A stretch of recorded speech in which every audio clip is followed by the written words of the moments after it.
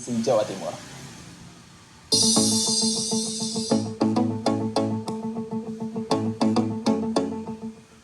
Selamat pagi Bu Cici, salam sehat selalu. Bagaimana kabarnya Ibu?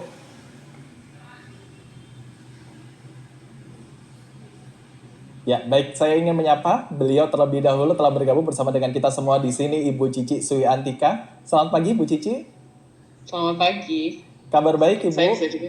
Alhamdulillah sehat, semangat luar biasa. Alhamdulillah. Tadi Prof. Cita sudah paparkan terkait dengan kesehatan fisik yang perlu kita jaga selama melakukan kerja dari mana saja. Kali ini kita ingin mendengarkan perspektif lain dari Bu Cici kurang lebih selama 30 menit. Nanti kita akan langsung masuk ke sesi tanya jawab. Silakan Bu Cici. Baik, terima kasih Kak Lukman. Izin share screen.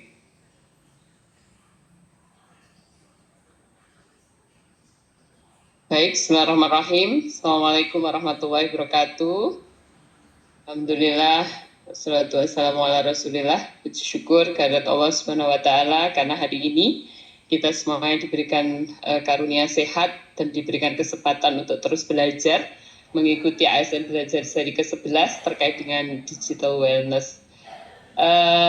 Sebelumnya kami sapa terlebih dahulu yang terhormat Bapak Dr. Ramianto, Kepala PPSDM Provinsi Jawa Timur, kemudian Prof. Cita, selaku Direktur RSUD Dr. Sutomo, yang telah menyampaikan materinya luar biasa, kemudian Ibu Dr. Fajrianti, narasumber berikutnya dari dosen Fakultas Psikologi Universitas Airlangga.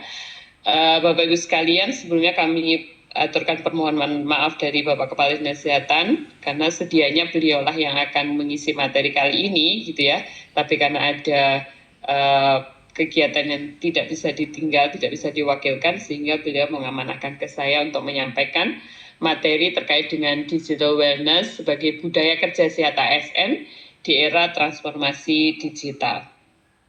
Bapak Ibu sekalian, ASN di seluruh Indonesia, kalau kita bicara terkait digitalisasi, tentu kita flashback kembali bagaimana semuanya, terutama di pemerintahan, kita ada praktek baik dari adanya pandemi COVID-19, di mana semua sektor memanfaatkan teknologi informasi yang dijadikan sebuah solusi untuk bertahan dan juga tetap melakukan aktivitas sehingga bisa lebih efektif dan efisien. Kalau kita rasakan dulu, kita rapat saja harus datang, butuh waktu, butuh meluangkan waktu, butuh biaya, kemudian butuh konsumsi, dan lain-lain. Kemudian dengan datangnya digitalisasi, kita menjadi lebih fleksibel, kita bisa rapat di mana saja dan kapanpun, sehingga semuanya terhubung sehingga bisa menjadi fleksibel, efisien, dan produktif. Tentu dampak positif ini yang tetap dipertahankan di sektor pemerintahan terutama, sehingga lebih efisien dan hemat waktu, hemat anggaran, kemudian proses koordinasi yang cepat, dan harapannya produktivitas meningkat.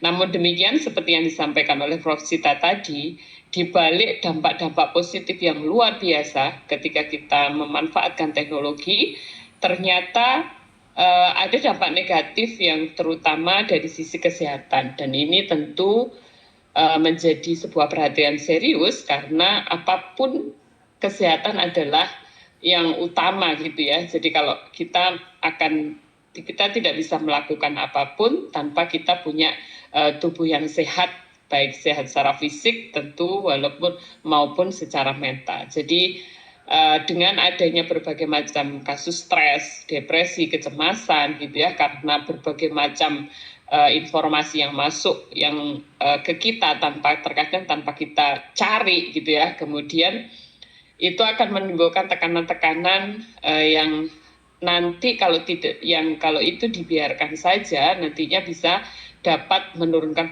produktivitas. Apalagi sekarang kita sudah merasakan kembali lagi sistem pola kerja tidak 100% WFH gitu ya, tidak 100% WFO. Kita kemarin sudah melakukan WFA. Nah ini kalau kita tidak benar-benar punya literasi yang bagus, tentu bisa menyebabkan burnout dan juga kelelahan digital yang tadi sudah dijelaskan secara detail sekali oleh Prof. Cita, bagaimana dampaknya ketika kita seorang ASN itu burnout maupun kelelahan digital.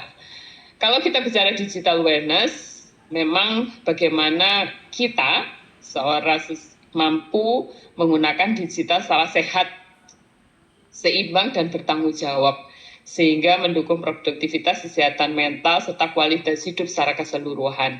Nah, ini kalau kita lihat merujuk dari International Science Council, itu sebenarnya ketika kita memanfaatkan teknologi, itu ada 5 hal yang sebenarnya harus menjadi perhatian.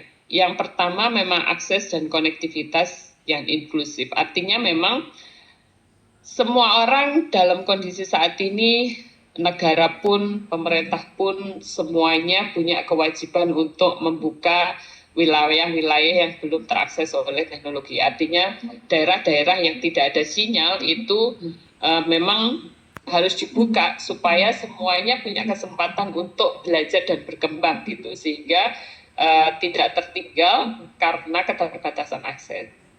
Namun demikian, pilar yang kedua, yang poin penting berikutnya adalah ketika akses informasi semuanya sudah dibuka, maka literasi digital dan peningkatan kapasitas manusia itu harus diutamakan gitu. Jadi masyarakat perlu memiliki kemampuan memahami dan menggunakan teknologi secara bijak gitu, supaya tidak terjadi mencegah kecanduan digital, penyalahgunaan teknologi, bagaimana penipuan-penipuan, banyaknya informasi-informasi tanpa kita harus mampu membedakan mana yang hoax dan mana yang fakta, dan tadi sudah dijelaskan bagaimana kita terutama mengatur screen time. Jadi literasi ini pilar berikutnya, yang poin penting berikutnya yang harus kita perhatikan ketika kita bicara terkait dengan teknologi.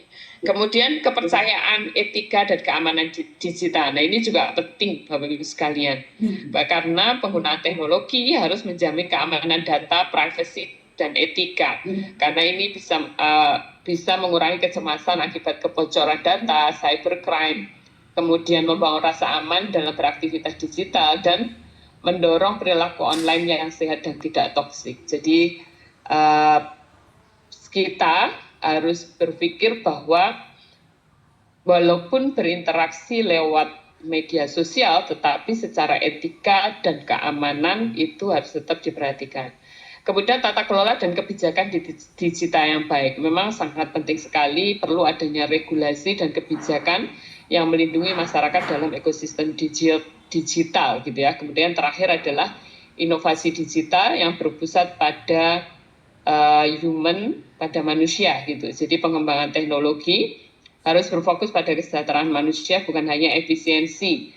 Jadi tetap dirancang untuk mendukung keseimbangan hidup gitu ya, supaya ketika kita terbatas oleh jarak dengan adanya teknologi digital, maka harapannya jarak-jarak tersebut bisa menyatu, kemudian tetap, sehingga harapannya produktivitas kita di dalam bekerja bisa meningkat.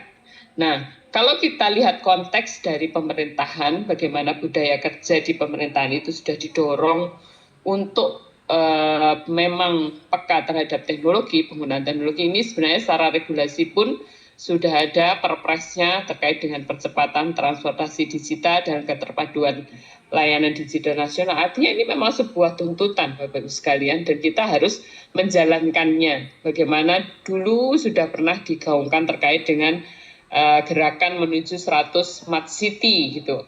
Bagaimana semua layanan publik, semua layanan pemerintahan dituntut untuk menggunakan teknologi digital. Karena itu akan, kita yakini bahwa itu akan mempercepat kita meningkatkan kepuasan terhadap masyarakat dalam kita memberikan layanan kepada mereka. Dan tentu kita sebagai ASN, budaya kerjanya harus dirubah gitu. Jadi memang kita harus lebih adaptif dan memang mampu memanfaatkan teknologi secara efektif dan responsif. Nah, Ketika kita bicara dampak positif, kemudian bagaimana tuntutan regulasi, bagaimana tuntutan dari masyarakat, ada beberapa tantangan yang memang kita hadapi selaku ASN. Tadi mungkin sudah disinggung juga oleh Prof. Cita, bagaimana fenomena